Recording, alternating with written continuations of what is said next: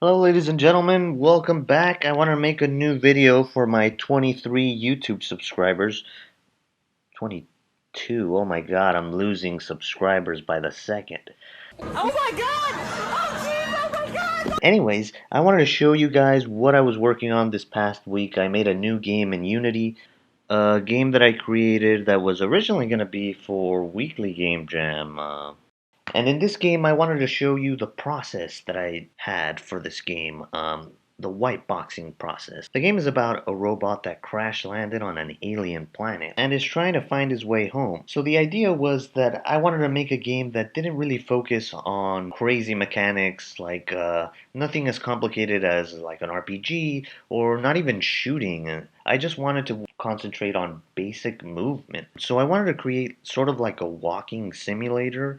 Think of Journey, even though I've never actually played Journey. But I think that's kind of what Journey is. You're like in an atmospheric setting and you're walking around, and it's all about the journey. I think. At least that's what I've heard. So let's go back and let's see my process for this. I started off whiteboxing the whole thing. I just wanted to focus on making movement feel smooth and having jumping feel smooth and have it just functioning well. So I just started with a few boxes. Then I added a skybox in there and a few textures from textures.com. If you guys don't know textures.com, it has a bunch of free textures for video games. It's great. It's amazing. It's an amazing website. Go check it out. Um, After that, I created a few set pieces. I wanted to flesh out the world first. I thought the world was very important. I wanted to make it feel uh, mysterious and interesting.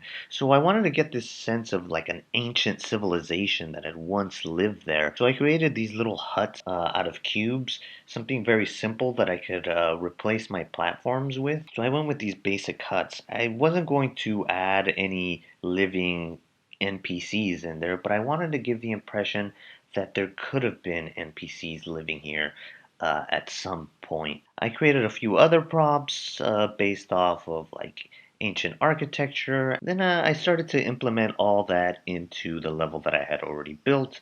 I also added a few bumps into the ground so that the ground wasn't just flat, fleshing out the world a little bit more. I was really happy with the character that I made in Global Game Jam, so I wanted to recreate that same type of character without reusing the exact same character.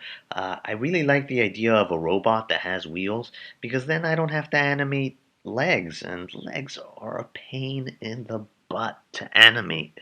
So whenever I don't have to animate legs, that's a huge plus.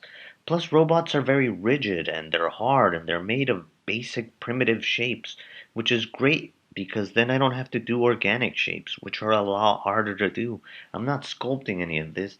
I'm creating it from primitives in Pro Builder. Again, I just added a texture from textures.com, a really great library. I already said that.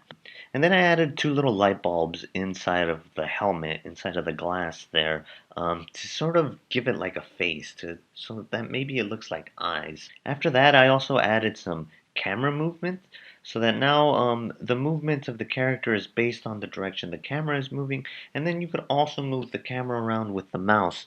Very basic mechanics, but they work very well. The idea was that I could inject these mechanics into another game or build on top of them to make a larger game. I then started to add some walls to prevent the player from going to different places, and also they also served as decoration since these walls were like breaking apart. It gave this idea of like this ancient civilization that is in ruins now. I added a few particle effects like dust effects that I created myself using Unity and Photoshop.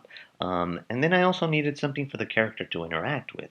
I didn't want to add any button presses or anything like that to keep it simple because I'm lazy. So I needed to add particle effects to those so that it looks like magic is coming out of them. So I drew these little scribbles on Photoshop.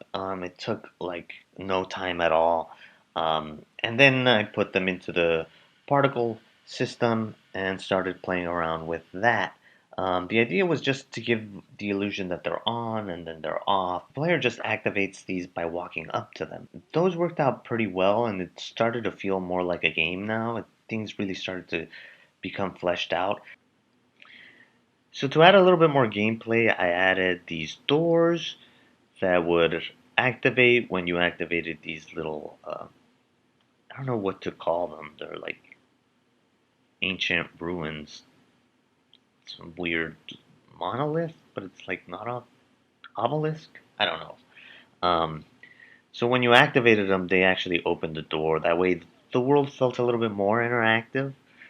I wanted the ending to end on like a very big area, so I had to turn down the fog so you could see the bigness of it, and I wanted to make this portal at the end so that the robot could get back home. And that was, I just reused some of the effects that I had drawn and created a new particle effect, and this time I made it a cylindrical shape to give it this feeling of a portal. So in my head, the story it was about this robot who crash landed on an alien planet and was trying to find his way back home. Since the theme was shooting star, I wanted it to be like at the end he gets flung across the universe and you don't know if he made it home or not. And I was wanted you to, whenever you looked up at a shooting star, you would then think, oh, is that the robot trying to make his way back home?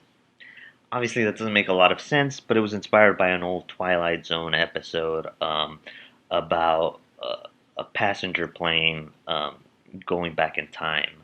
Uh, yeah.